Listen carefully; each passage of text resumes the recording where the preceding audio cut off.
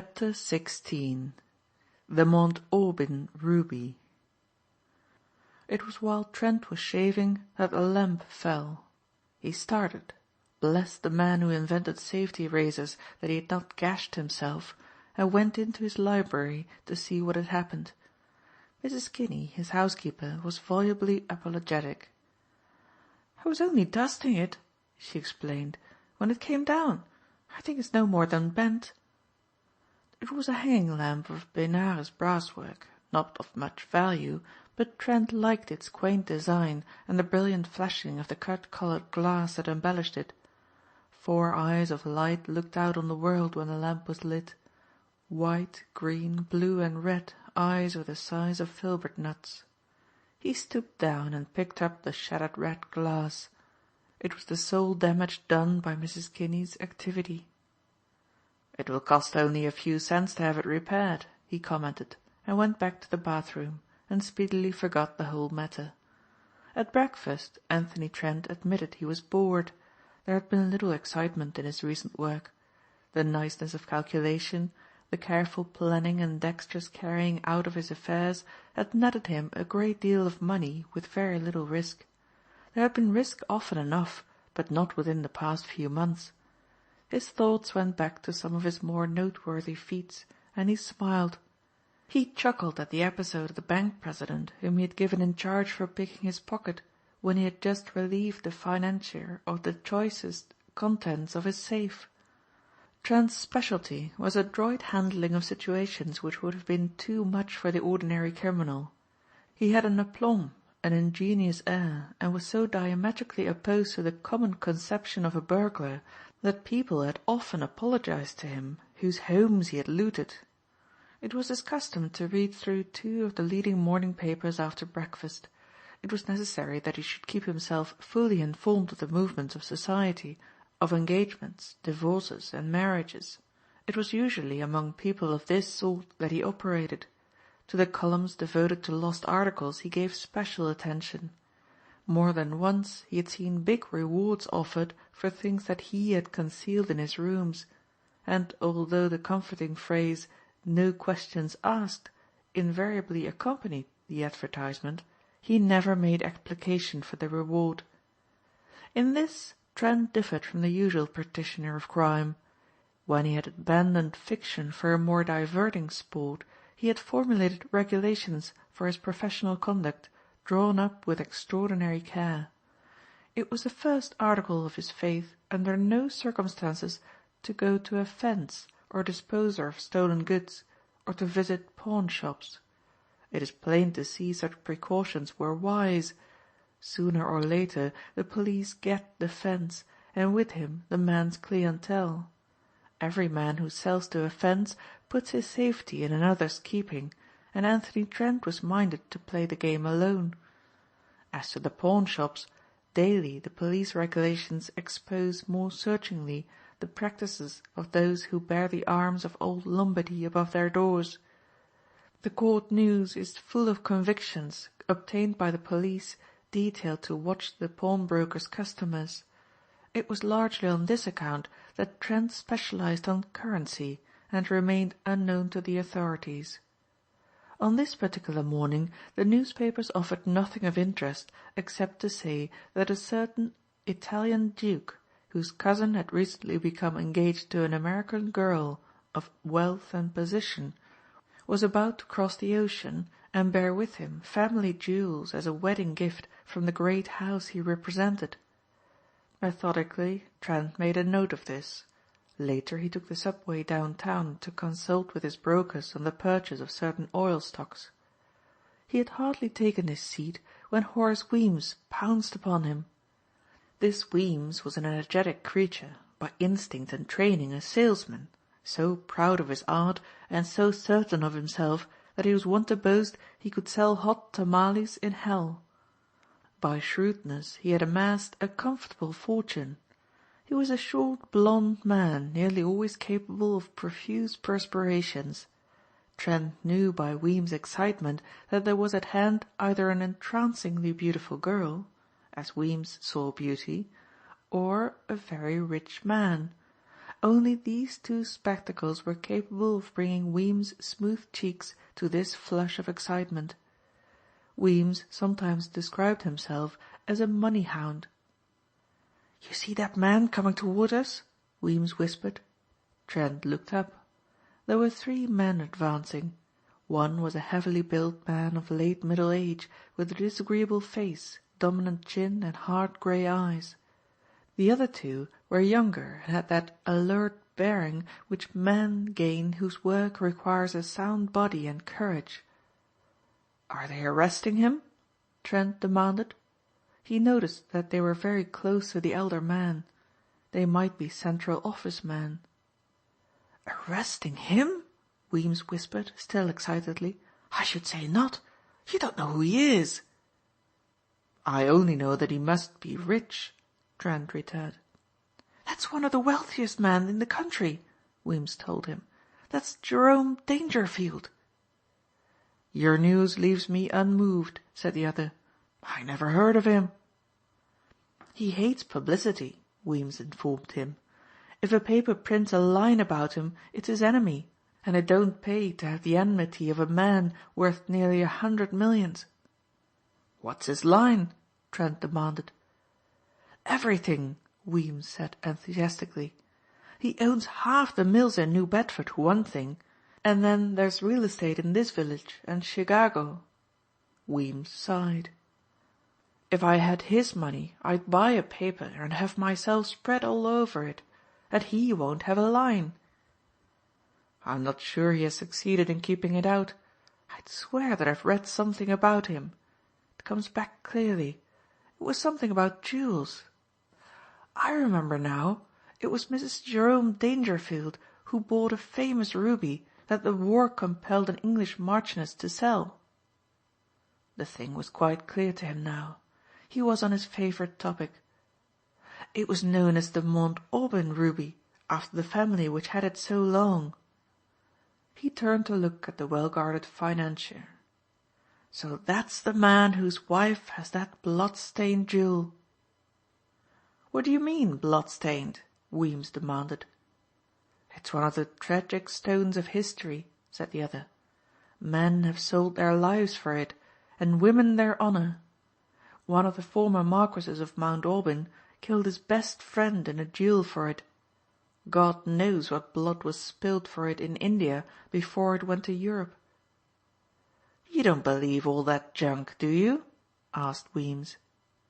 "Junk?" the other flung back at him. "Have you ever looked at a ruby?" "Sure I have," Weems returned aggrieved. "Haven't you seen my ruby stickpin?" "Which represents to you only so many dollars, and is, after all, only a small stone. If you'd ever looked into the heart of a ruby you'd know what I mean. There's a million little lurking devils in it, Weems, taunting you, mocking you, making you covet it, and ready to do murder to have it for your own." Weems looked at him, startled for the moment. He had never known his friend so intense, so unlike his careless, debonair self. "For the moment," said Weems, "I thought you meant it. Of course you used to write fiction, and that explains it." To his articles of faith Anthony Trent added another paragraph.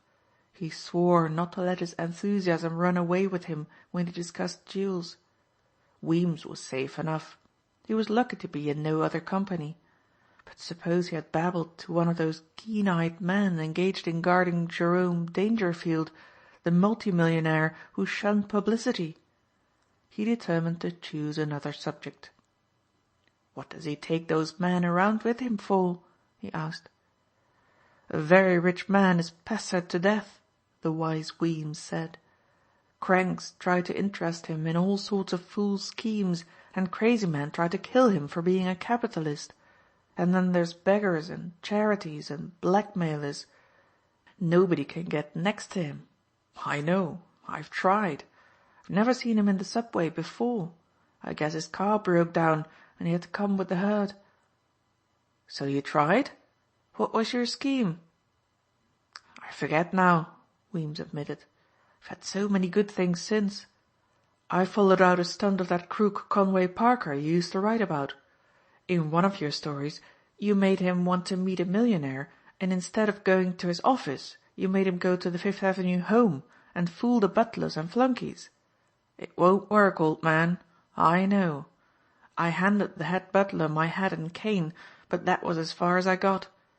There must be a high sign in that sort of a house that I wasn't wise to." Weems mused on his defeat for a few seconds. "I ought to have worn a monocle." He brightened. "Anyway, just as I came out of the door, a lady friend passed by on the top of a bus and saw me. Now, you're a good looker, old man, and high class and all that, but you and I don't belong in places like Millionaire's Row." "Too bad," said Trent, smiling.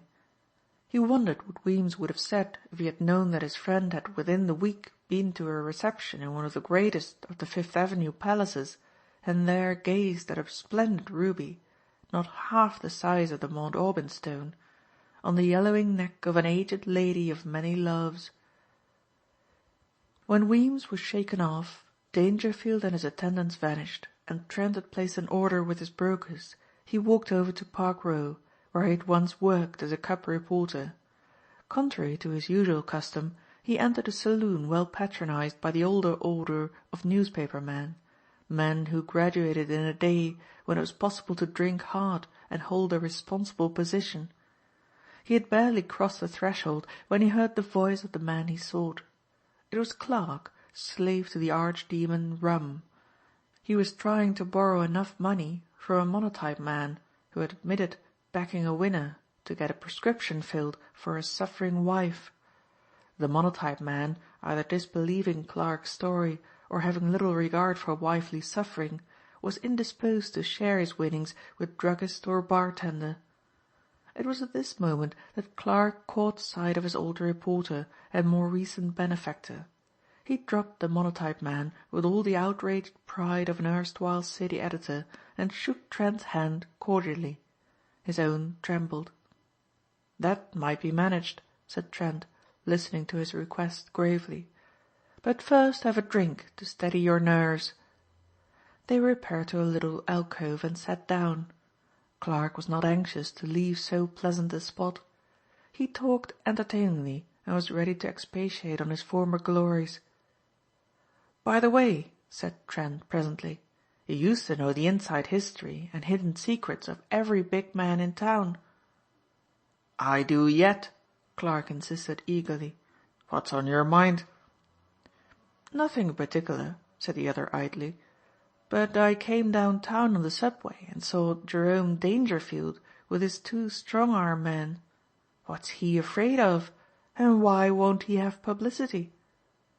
"That swinehound!" Clark exclaimed. "Why wouldn't he be afraid of publicity with his record? You're too young to remember, but I know." "What do you know?" Trent demanded. "I know that he's worse than the leader said he was when I was on the staff 20 years back. That was why the old leader went out of business. He put it out. A paper is a business institution and won't antagonize a vicious 2-handed fighter like Dangerfield unless it's necessary. That's why they leave him alone. The big political parties get campaign contributions from him.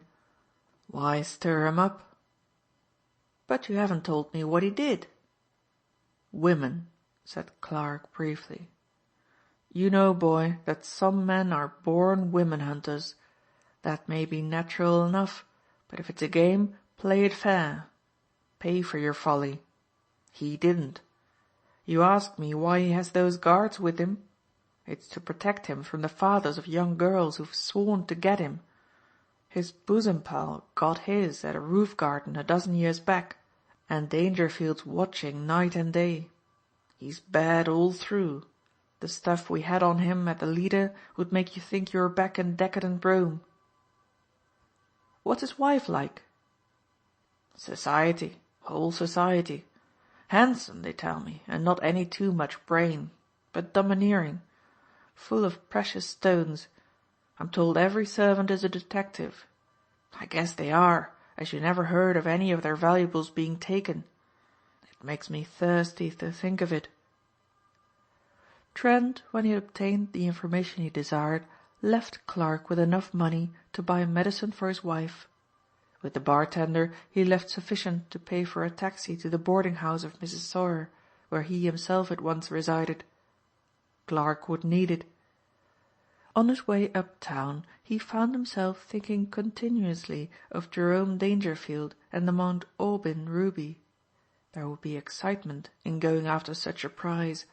The Dangerfield household was one into which thieves had not been able to break nor steal. A man, to make a successful coup, would need more than a knowledge of the mechanism of burglar alarms or safes. He would need steel nerves, a clear head, physical courage, and that intuitive knowledge of how to proceed which marks the great criminal from his brother, the ordinary crook. If he possessed himself of the ruby, there would be no chance to sell it. It was as well known among connoisseurs as are the paintings of Velasquez. To cut it into lesser stones would be a piece of vandalism that he could never bring himself to enact. It was Trent's custom, when he planned a job, to lay out in concise form the possible and probable dangers he must meet, and to each one of these problems there must be a solution. He decided that an entrance to the Dangerfield house from the outside would fail. To gain a position in the household would be not easy. In all probability references would be strictly looked up. They would be easy enough to forge, but if they were exposed he would be a suspect, and his fictitious uncle in Australia exhumed. Also, he did not care to live in a household where he was certain to be under the observation of detectives. No less than Jerome Dangerfield, he shrank from publicity. Mrs. Kinney noticed that he was strangely unresponsive to her well-cooked lunch. When she inquired the cause, he told her he wanted a change. "I shall go away and play golf for a couple of weeks," he declared. Chapter 16